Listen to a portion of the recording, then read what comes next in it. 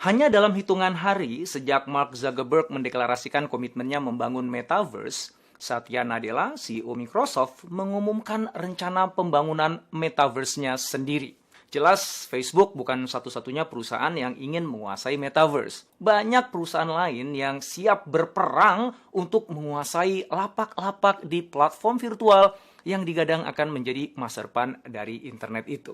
Nah, dalam video ini kita akan mengeksplorasi perusahaan mana saja sih yang tengah membangun Metaverse-nya sendiri. Kemudian, menukik membahas peran penting Microsoft dalam mengakselerasi hadirnya Metaverse dalam keseharian kita.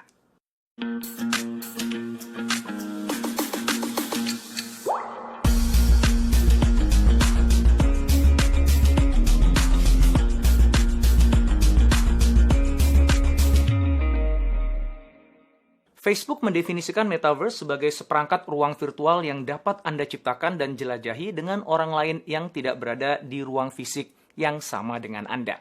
Simpelnya, Metaverse itu adalah sebuah dunia virtual yang kita semua bisa hidup, bermain, dan bekerja di dalamnya. Silakan simak penjelasan lengkapnya di video saya sebelumnya.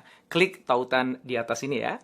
Perlu dipahami bahwa Metaverse tidak dimiliki atau dibangun oleh satu perusahaan saja. Sama seperti internet, Metaverse merupakan sebuah platform bersama yang semua orang dapat membangun dunia virtualnya sendiri di atasnya. Kita sebagai pengguna dapat berpindah-pindah dari satu dunia ke dunia lainnya. Sama seperti sekarang, kita bisa pindah dari satu layanan online ke layanan online lainnya. Maka penting bagi perusahaan yang akan membangun dunianya dalam Metaverse untuk menjadi first mover, yaitu masuk lebih dulu dan menarik sebanyak mungkin pengguna awal untuk hidup di dalamnya. Dengan begitu, dunia ciptaannya akan menjadi default world, menjadi rumah tinggal, tempat bermukimnya para pengguna. Sementara dunia-dunia yang lain yang datang belakangan hanya akan menjadi tempat rekreasi saja. Nah, dengan begitu, peluang perusahaan first mover tadi yang masuk duluan untuk bisa mengeruk keuntungan lebih banyak dari pengguna akan jauh lebih besar dibandingkan perusahaan yang datangnya belakangan.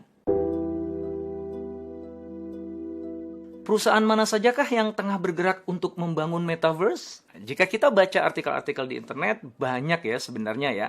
Tapi kalau menurut saya, ada 5 perusahaan yang layak untuk diperhitungkan. Yang pertama jelas Facebook. Facebook mengubah nama perusahaannya menjadi Meta untuk menunjukkan komitmennya membangun Metaverse. Meta juga siap menggelontorkan dana 10 miliar US dollar atau setara 140 triliun rupiah tahun ini untuk membangun Metaverse versinya. Metaverse versi Facebook alias Meta ini nantinya bisa kita akses melalui perangkat VR miliknya bernama Oculus. Anda dapat menjadi siapapun, apapun, dan melakukan apapun yang biasa Anda lakukan di dalam kehidupan nyata Anda dan bahkan lebih di dalam Metaverse itu. Walaupun gagasan tentang Metaverse sudah lama ada, namun nggak bisa dipungkiri ya bahwa Facebook lah yang membuat Metaverse jadi pembicaraan semua orang. Sayangnya, saking ambisiusnya Metaverse versi Mark Zuckerberg ini, dia memperkirakan bahwa kita baru benar-benar bisa menikmatinya 1 dekade mendatang.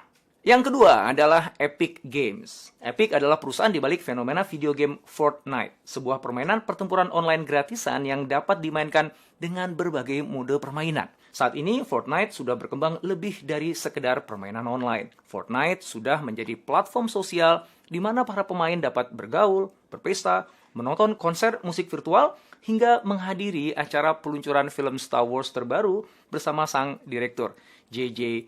Abrams. Selain dapat mendanani avatar mereka dengan kostum yang unik, para pemain juga dapat membangun pulau dan permainan mereka sendiri. Epic juga memiliki mesin game bernama Unreal yang telah digunakan untuk mengembangkan banyak game-game populer saat ini. Banyak kalangan menilai bahwa Fortnite merupakan representasi yang paling dekat dari sebuah metaverse. Yang ketiga adalah Roblox. Kebanyakan orang melihat Roblox sebagai sebuah permainan online. Roblox lebih dari itu. Roblox adalah sebuah platform global tempat jutaan orang berkumpul bersama setiap harinya untuk membayangkan, membuat, dan berbagi pengalaman satu sama lain di dunia 3 dimensi buatan mereka sendiri. Dengan definisi itu, maka jelas bahwa Roblox merupakan sebuah versi dari Metaverse. Bahkan founder dan CEO Roblox, David Baszucki, mengatakan bahwa sejak diluncurkannya, Roblox sudah bertujuan untuk memberi pengguna dan pengembang cara untuk menciptakan dunia digital. Akhir-akhir ini, David menyebutkan bahwa nantinya para pengguna dapat berbelanja dan menjalankan bisnis di dunia Roblox. Saat ini, Roblox sudah memiliki ekonomi virtual sendiri yang didukung oleh mata uang Robux miliknya. Yang keempat adalah Nvidia. Perusahaan pembuat chip komputer yang sangat terkenal ini membangun Nvidia Omniverse, sebuah platform terbuka yang mudah dikembangkan dan digunakan untuk kolaborasi virtual dan simulasi fisik 3 dimensi yang akurat secara real-time. Para kreator, desainer, peneliti, dan insinyur dapat menghubungkan alat desain, aset, dan proyek untuk berkolaborasi dan melakukan iterasi dalam ruang virtual bersama-sama. Omniverse yang saat ini sudah bisa digunakan untuk menciptakan digital twins dari dunia nyata, diyakini akan menjadi alat yang sangat penting untuk digunakan dalam membangun dunia kita dalam metaverse. Yang kelima adalah Microsoft, sebuah perusahaan yang tidak perlu saya perkenalkan lagi ini serius untuk mengembangkan metaverse versinya sendiri. Dalam event Ignite 2021 yang hanya berselang beberapa hari semenjak Facebook mengumumkan merubah nama perusahaannya menjadi Meta, Satya Nadella memaparkan visi metaverse yang tengah mereka bangun. Berbeda dengan visi Facebook dan juga seperti yang bisa kita duga ya, Microsoft fokus membangun metaverse untuk konteks perusahaan atau enterprise. Tujuannya mendorong produktivitas kerja para karyawan. Nah, banyak pihak yang menilai bahwa Microsoft lah, bukan Facebook, yang akan pertama kali membawa kita masuk ke dalam metaverse. Loh, kok bisa begitu ya? Berbeda dengan Facebook, Meta maksudnya, yang ingin melompat langsung ke virtual reality dengan mengembangkan Horizon Workrooms dan Horizon Worlds yang bisa diakses melalui headset Oculus miliknya, Microsoft justru memilih untuk membangun metaverse-nya secara lebih membumi dan gradual. Alih-alih menunggu hingga teknologi VR menjadi mainstream dan platform metaverse benar-benar bisa mewujud, Microsoft justru memilih untuk menggunakan teknologi yang kini sudah umum digunakan oleh banyak orang. Selain itu, Facebook, Meta, berambisi untuk mengubah gaya hidup kita itu secara total dengan masuk ke dalam dunia ciptaannya di Metaverse. Nah, kalau Microsoft lain, justru Microsoft berinisiatif untuk membawa Metaverse ke dalam dunia kita saat ini. Anda hanya perlu menggunakan Mesh yang disebut sebagai gerbang Microsoft ke Metaverse. Microsoft Mesh adalah platform mixed reality yang dimaksudkan untuk mempermudah kolaborasi. Solusi ini dirancang untuk memungkinkan pengguna untuk berkolaborasi di lokasi fisik dan virtual secara lebih efektif. Dalam Microsoft Mesh, Anda dapat berbagi ide dengan anggota tim dimanapun mereka berada. Dan sensor dapat melacak gerakan Anda, sehingga Anda dapat berinteraksi dengan konten digital seolah-olah Anda sedang menyentuhnya secara bersama-sama di kehidupan nyata. Nah, kerennya adalah untuk menggunakan Mesh, Anda hanya membutuhkan smartphone atau laptop atau PC Anda saat ini. Nggak diperlukan headset yang berat dan mahal. Tentu saja, jika Anda mau, Anda bisa menggunakan beragam pilihan headset AR atau VR yang sekarang itu sudah tersedia di pasaran. Sebagai langkah awal, Microsoft mengatakan bahwa pada paruh pertama tahun 2022, para pengguna Microsoft Teams akan dapat menggunakan Mesh di aplikasi tersebut dan bisa muncul sebagai avatar dalam rapat-rapat online. Perusahaan-perusahaan juga dapat membangun ruang virtualnya sendiri dalam Microsoft Teams sebagai ruang kerja bersama. Salah satu use case yang sudah berjalan saat ini adalah lingkungan kerja virtual yang Microsoft buat untuk Accenture, di mana ratusan tim telah bekerja bersama dalam ruang virtual mereka sendiri-sendiri. Accenture juga menjalankan onboarding puluhan ribu karyawan dari seluruh dunia menggunakan teknologi dari Microsoft ini. Pekerjaan kemungkinan akan menjadi use case utama untuk adopsi metaverse. Bukankah kita menghabiskan sebagian besar waktu kita untuk bekerja? Dengan lebih dari 250 juta orang yang secara aktif menggunakan Microsoft Teams untuk bekerja dan berkolaborasi, maka Microsoft ada dalam posisi yang strategis untuk mempercepat adopsi teknologi metaverse kepada masyarakat. Di industri teknologi, adopsi massal di awal ini sangat penting ya. Siapa yang teknologinya diadopsi lebih dulu, maka ia akan mampu membangun kebiasaan pengguna yang akan menguntungkannya. Selain itu, network effect atau efek jaringan yang tercipta akan dapat menarik pengguna yang lebih banyak lagi. Itu sebabnya banyak startup membakar uang di awal.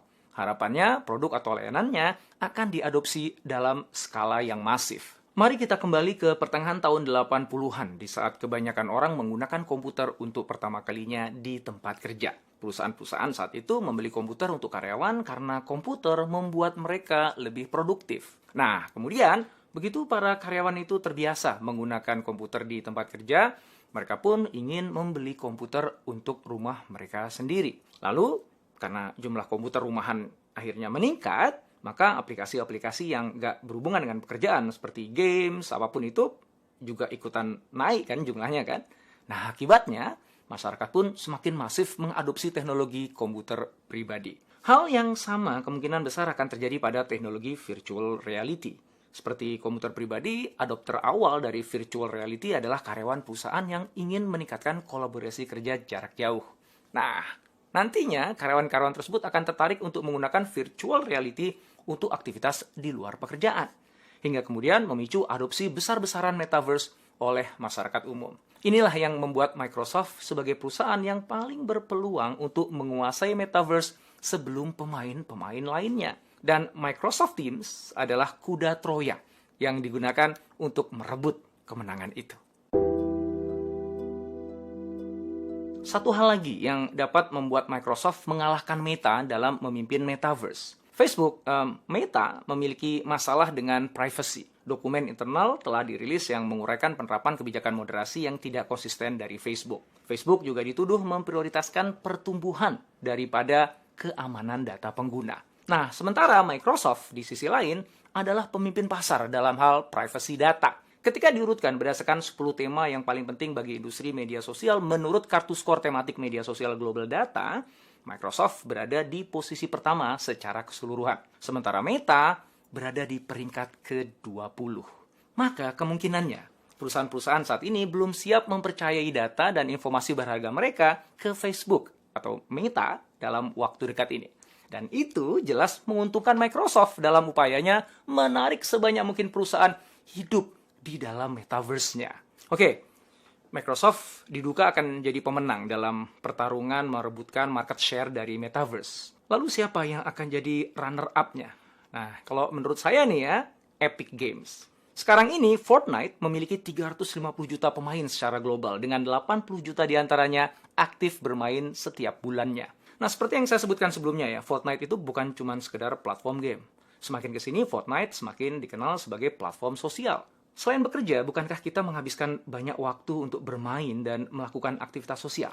Lalu bagaimana nih dengan Google atau Apple? Apakah kedua perusahaan raksasa itu nggak ikut bersaing membangun metaverse? CEO Google, Sundar Pichai, melihat masa depan Google ada di mesin pencari dan kecerdasan buatan, bukan di metaverse. Google sudah pernah melakukan beberapa upaya yang ternyata kurang berhasil dalam mengembangkan produk virtual dan augmented reality. Bertahun-tahun yang lalu, Google meluncurkan Google Glass yang gagal total secara fenomenal. Sementara Apple sepertinya lebih fokus mengembangkan teknologi augmented reality, bukan virtual reality. Tapi ya tentu saja ya, Apple is Apple. Kita nggak pernah benar-benar tahu apa sih yang Apple sedang kembangkan sampai kita melihatnya nanti saat peluncurannya. Bisa jadi Apple akan jadi kuda hitam yang menyalip di tikungan di tengah pertempuran menguasai metaverse ini. Mudah-mudahan video ini manfaat untuk kamu. Jangan lupa like dan subscribe ya.